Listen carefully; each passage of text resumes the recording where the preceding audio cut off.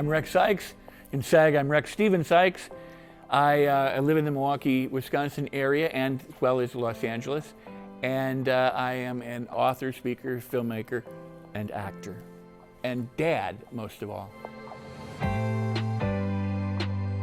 Well, my parents put me into dancing class when I was 3 and acting classes at 4.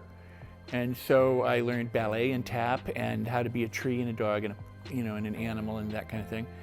And by 4, I was in acting class learning to be a tree and a bear and a dog and a flower and a puppy or whatever. And at the age of 4, sitting on my mother's lap, I watched movies like every Saturday.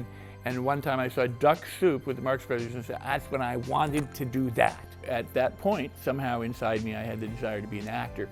By the time I was 6 or 7, I wanted to be a priest. I wanted to be a mystic. I wanted to be somehow metaphysically connected, but I wanted to be an actor and a priest. And around 11, I started making movies in 6th and 7th grade with other neighbor kids, classmates, where we did animations and live action movies, where you actually had to buy film and have it processed and edit it, cutting it and scotch taping the film together, 8mm, Super 8mm, and 16mm film. And I loved it. I loved it.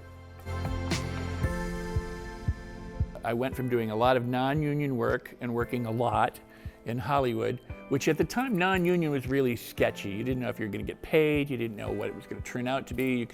You could do legitimate film work and end up in a porno, for example. But in 1974, I did a movie called Goodbye Norma Jean. So they cast me to play essentially a masher. I try and pick up Marilyn Monroe in a movie theater in a much loathed film biopic called Goodbye Norma Jean. The director was a guy named Larry Buchanan, and people don't like it because it disparaged her image. But I try and pick her up in a movie theater, and she ends up dumping popcorn on me. Misty Rowe, who was on Hee Haw and was in Things Are Rotten, was like, I want to thank you. And I said, why? She goes, the guy who was supposed to mash on me yesterday, I'm bruised, I'm scratched, he really did. She said, you at least were respectful. I'm no worse to wear having worked with you. It's been really pleasant. And we developed a friendship at the time, and I would see her at Paramount and different things. So that was the first thing. It got me into the union, and from then, later I did Massacre at Central High, where I co-starred as Rodney, and nobody understands how big this film was at the time because it didn't seem very big in the United States, but it played for a year in France, consistently. At the time, we had fan clubs around the world, but we never got any of the stuff because it wasn't a US-based thing and there was no internet. Roger Ebert considered it one of his favorite films. The New York Times put it in the top 10 or 20 film list. It became a message about social commentary and how the peons are held down by a ruling class. The bullies in the school were tormenting the kids. And then once the bullies were removed, the kids who were tormented became bullies. But those two were probably the crowning moments early in my career. My children. I moved to raise my children because I didn't want to be a summer dad. So I became a Wisconsin resident again so that my children and I could have a relationship. I got divorced when they were young, and the best decision I've ever made in my life was to raise my kids, which I have done, and so I see them to this day, and it was the best thing I ever did. Filmmaking in Wisconsin has been like a roller coaster ride. There's good times and not so good times, but the good times were always the one where it was just being with the people because they were really good people. It had nothing to do with the filmmaking experience. It was the camaraderie, the friendships that developed as a result. I worked with Sean and Phil. We did all these little 48-hour film festival type projects. One was called The Leprechaun. It's just a crazy little piece that's somewhere out on YouTube. But it was fun. It was great to do. Bay County Massacre was one where I play a sheriff in a town that weird stuff is going on, and they wanted me to do this part, and they brought me on the very first day of filming. We were somewhere out of town. When they brought me onto that, they were like, we're gonna blow your socks off. They made the biggest craft food table I've ever, craft service table I've ever seen. They cooked steak and chicken. And I mean, they had this lavish thing for the first day of shooting. And after that, it went back to like, you know, little crackers and cheese and Subway and stuff. But I'm kidding, but they wanted me to feel at home. They wanted me to be impressed. They wanted me to know how much they valued having me there. I mean, that kind of stuff is truly wonderful. I worked with this guy named Pfister on a bunch of projects. That was really good. I don't know whatever happened to him. That's you! And working with you has always been a good experience. So I appreciate that. The film where I'm doing weird stuff with the donuts, playing a cop in The Unknown, and some of the 48-hour film things have truly been fun. But the last one with Phil, where we played lovers, was really a treat.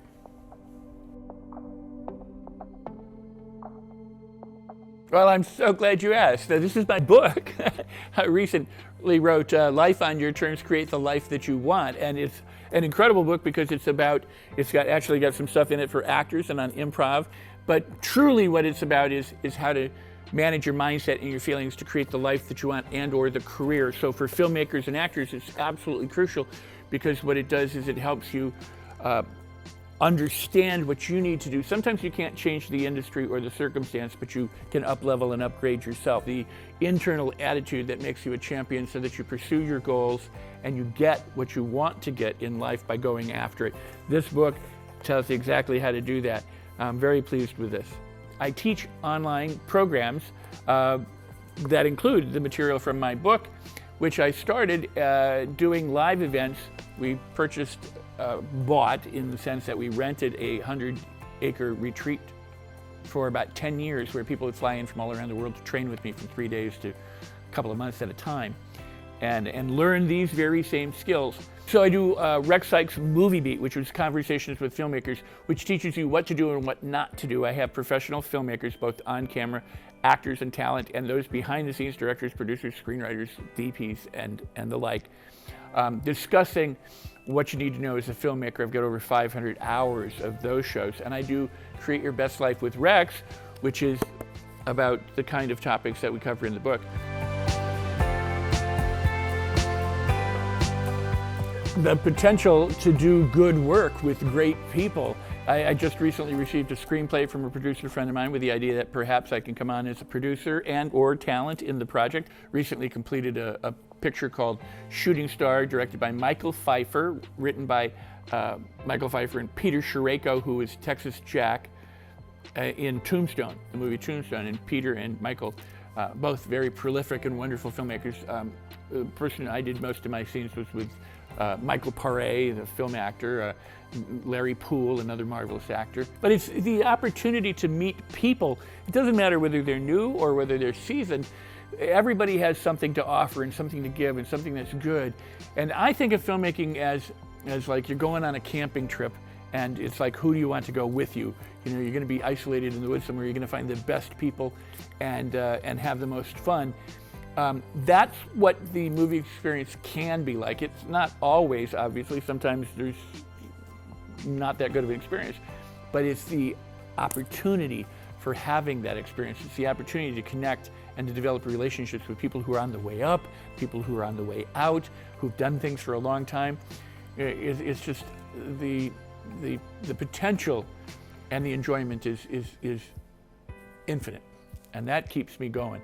There's so many good things to get involved with, and I think movie making, and especially television today, is first class. Love it. Love it. Get into film because you love film. Study it. Imbibe it. Be passionate about it. Get to know everything, all the nooks and crannies, all who the stars were. Learn the history of filmmaking. As a filmmaker, be nice. It is your relationships, the connections that you develop. I was a total dick when I was a young guy. You know, I'd walk in and complain to the casting assistant or whatever. The casting assistant, the reader of your screenplay, the receptionist in the office of the person you're taking a meeting with, those people you got to treat really well because those are the people who will be the producers, the directors, the studio heads tomorrow. So you want to make sure all your relationships, you cultivate wonderful relationships, you thank people. There's so many moving parts and so many pieces that all fit together. If you're one who helps it all come together and make the experience marvelous, you will work a lot because your reputation will precede you. If you're a dick, your reputation will precede you and you're not going to work very much. Stick with it and don't let anything dissuade you from making your dreams come true.